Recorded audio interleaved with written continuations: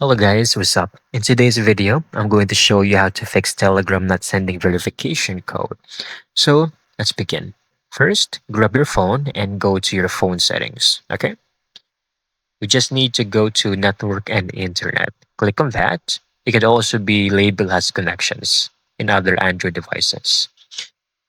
Next, you will label Wi-Fi, your mobile networks, data hotspots, and other connections.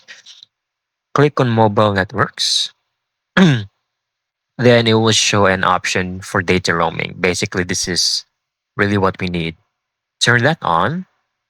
After that, it will show another option. Click on automatic. After a few seconds, it will show your networks. Click on your network that you're going to use. Once you have choose your network, you're done.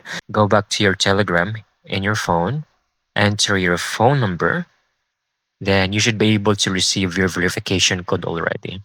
However, if it's still not showing up, then you just need to install a VPN. That is going to be the quick fix. Number two, if this is not gonna work.